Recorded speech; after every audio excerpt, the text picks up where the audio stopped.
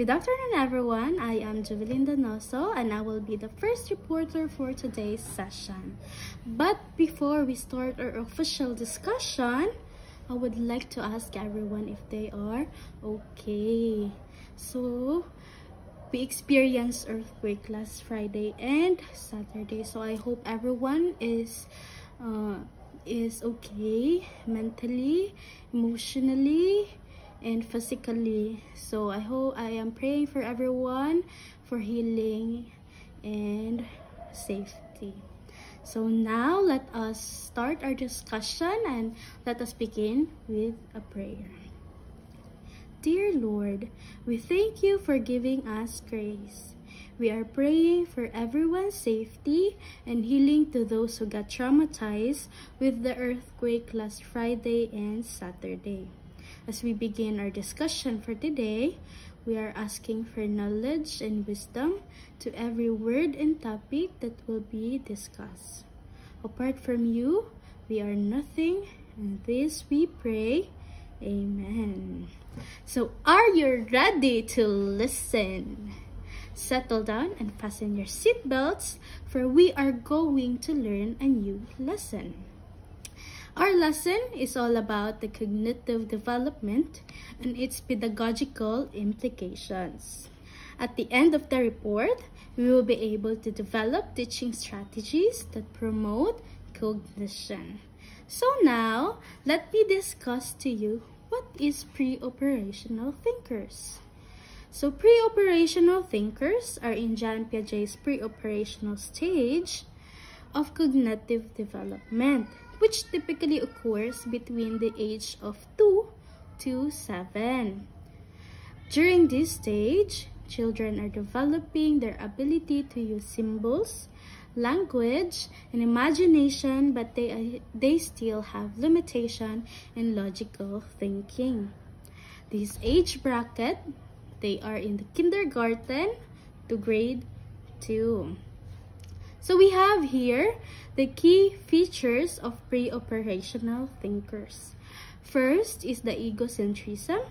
They have difficulty seeing things from another person's point of view. So for example, a child is wearing slippers, but they mixed it up. Instead of right slipper intended to the right foot, they will be wearing it in the left foot, and the left slipper at the right foot. And if you tell them to wear it right, sometimes they will refuse, because for them that is the right way of wearing a slipper. So that is egocentrism.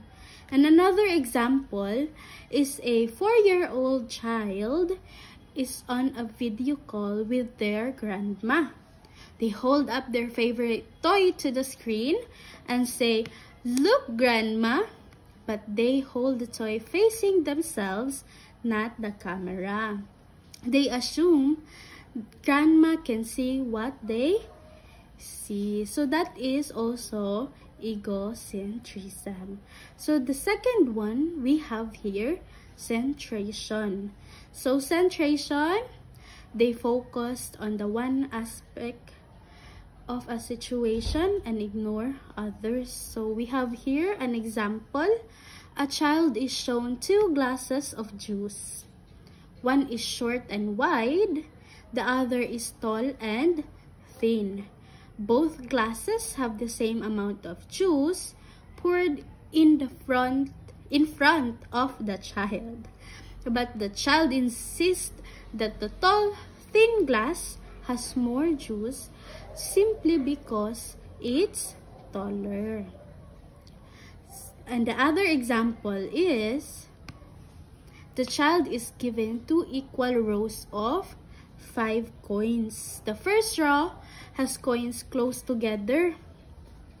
The second row has coins spread out with more space between them. Even though both rows have the same number of coins, the child says, the spread out row has more coins. So that is also an example of centration. We have here the third one, which is the lack of conservation. They don't yet understand the certain properties like volume, number, or mass stay the same even their appearance changes. So the first example we have here is the example that I have stated or discussed earlier. The two identical glasses are filled with the same amount of juice. Then one glass is poured into a taller, thinner glass, but the child still say this taller glass now has more juice, even though nothing was added or taken away. So that is also an example of lack of conservation. So another example, a child is shown two identical balls of clay, so equal two identical ball of clays. They agree both have the same amount. Then one ball is squished flat into a pancake shape. What is the child's response? They say the round ball has more clay than a flat one, or vice versa, depending on what catches their attention. So that two examples are an example of lack of conservation. So we have the fourth one, which is the animism. They believe that inanimate objects have feelings and intentions. So for example, a child bumps into a table and say, "Bad table, you hurt me." So why this is animism? The child believes that the table caused harm on purpose, as if it had thoughts or intentions like a person. So another example is a child sees the sun setting and says, "The sun is going to sleep now." So that is also an animism. So now we have the last one, which is the symbolic thinking. They can use symbols like words or drawings to present objects or ideas. So for example, a child picks up a banana and pretends to talk into it like a phone. So, "Hello, mommy." So that is an example of symbolic thinking. So another one is a child draws stick figures and says, "This is me, this is dad, this is our dog." So they use objects to explain or to represent someone. So that is symbolic thinking. And now that we are done with the key features of the pre-operational thinkers, we will proceed to the myelination process. So the myelination happens fastest during infancy when processing of external environment is important. It is the process by which a fatty substance called myelin forms a protective shell around axons in the brain and nervous system. It acts like insulation around electrical wires. It helps nerve cells transmit signals more quickly and efficiently. So why it is important? It helps faster brain communication, improve motor skills, cognitive development, emotional and social regulation, and learning readiness. So myelination process helps children be active and do things that are fit for their age. It will also help them to process everything that would be essential for their future. So now let us know the teaching strategies for working with pre-operational thinkers. So we have here the first one, have children manipulate groups of objects. So for example, you give a group of young children several sets of colored blocks. 10 red blocks, 10 blue blocks, 10 green blocks. Then you ask them, group the blocks by color. Compare the groups. Which group has more? And then add or remove blocks and talk about what changed. Or you can also ask them to explain their reasoning. Why do you think this group is bigger? So like that. So another example, you give a group of children a pile of 12 crackers and ask them to divide the crackers equally among 3 stuffed animals or pretend friends. Then ask them, how many does each one get? Is that fair? What happens if we add another friend?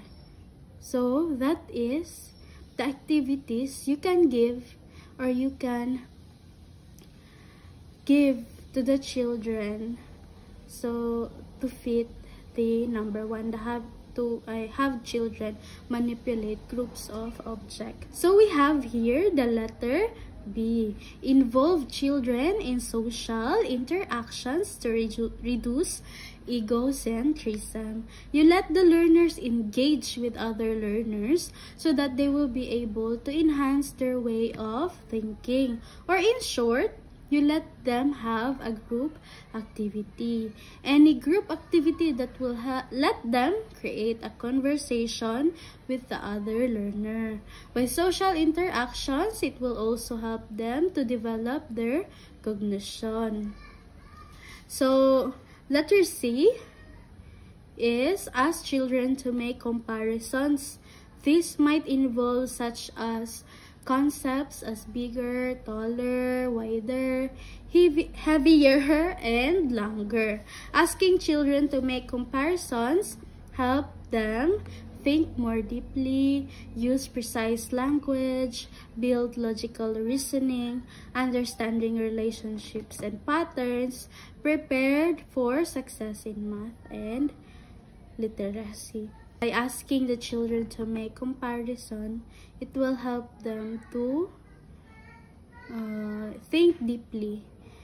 What is the difference of one another? So we have here the letter D, which is give children draw scenes with perspective. So for example, have children draw a group of simple shapes like circles for balloons or apples. So as a future educator, you show how to draw some shapes partially covering others, making the covered ones look further back. So why?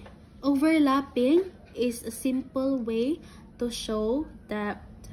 So we have here also another example. Give kids a toy block or cube and ask them to look at it and try to draw it. Encourage them to notice the sides and corners that get smaller or change shape with perspective. Why? It helps children observe 3D shapes and how to represent them in 2D. It actually also helps them to kind of discover their love in arts. So next one is construct an inclined plane or hill. Let children roll marbles of various sizes down the plane. Ask them to compare how quickly the different size of marbles reach the bottom This should help them understand the concept of speed. With this kind of activity, it will help them to develop their cognitive thinking and their observational skill. So the last one for my part is ask children to justify their answers when they draw conclusions. Asking children to justify their conclusion transforms passive learning to active, thoughtful learning, building skills they use across all subjects and throughout life. In conclusion, we future educators need to have these teaching strategies for us to know how to facilitate a class where pre-operational thinkers are present. It is for us to help them and encourage them to learn more for their future. And that's all for my part. I hope you have learned something. Thank you everyone for listening, and God bless.